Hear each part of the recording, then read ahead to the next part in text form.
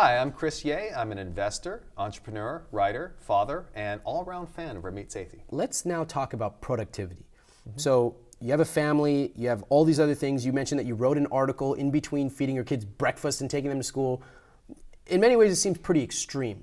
Yes. But that's exactly why I wanted to bring you here. Yes. Talk to us about you've thought a lot about extreme productivity. And you make phone calls during what other people would just turn on the radio. You make phone calls, you pack it in, but it doesn't seem to really faze you. It's not like you're exhausted from doing it. That's right. You actually seem to get energy from it. Absolutely. So can you talk to us about your theories on productivity? So my theories on productivity come from a couple of great authors who've written important books. So Jim Loehr is a guy who works on the concept of energy management.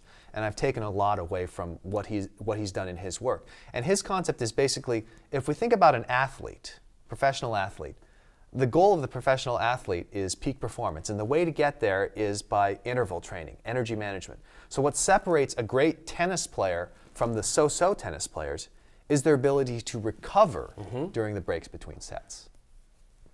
And so what happens is, if you are able to manage your energy, if you are able to sprint and then recover, you can actually achieve a lot more than if you're just sort of marathoning along at a plodding pace the entire time.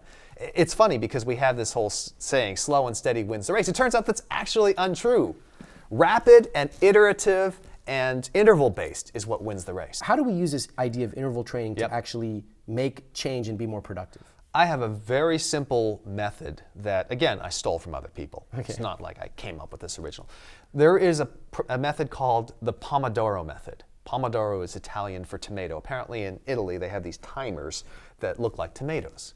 And what the Pomodoro method is, it puts Jim Loehr's work into practice. And the idea is you set a timer, you work for a period of time, when the timer goes off, you rest for a period of time. So I actually have an application called Pomodoro on my Android phone. I set it so that every time I want to work, I start a Pomodoro. It goes for 20 minutes. At the end of that 20 minutes, an alarm rings, tells me to stop working. I have to stop working. And I push another button and it gives me 5 minutes to take a break. What would be an example of something you do for a 20-minute sprint? So a great example of a 20-minute sprint would be something that's typical for me. Let's say I'm writing an article or a post of some kind. I'll say, okay, time to start. And guess what? Because I only have 20 minutes to go to get something done, I'm not going to dither around, oh, maybe I should say this, maybe I should write that. I'm like, oh crap, I only got 20 minutes, let's go. So the psychology behind that I find very powerful, that you're not making the decision on your own. It's like, you have this timer, it's telling me what to do, I can't help it, and I better just get it done in 20 minutes. Absolutely. Because notice how so much of what gets in the way of our achieving things is just our own self-doubt. Our own uncertainty. Gosh, I call it the activation energy. I think you talk about it a lot as well. And it's just hard to get over that. You can overcome it with willpower, but then you're using up your executive function. Far better to use a habit or an external force to do the overcoming for you. Exactly. This is a classic example of using systems rather than your own willpower. Yes.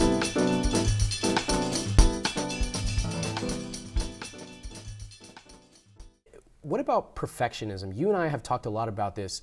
I mean, in many ways, we are perfectionists in certain areas. But we've also become really comfortable saying it's good enough. Yes. It's 80% of the way there, it's good enough. Yes. Yet, in my own research for hundreds of thousands of students, perfectionism is a massive problem. They're like, I can't do it unless I can't feel like I can sign off on it till it's done. If it's not perfect, I feel like I'll be a failure, and that leads me to my fear of failure, and on and on and on and on. Right.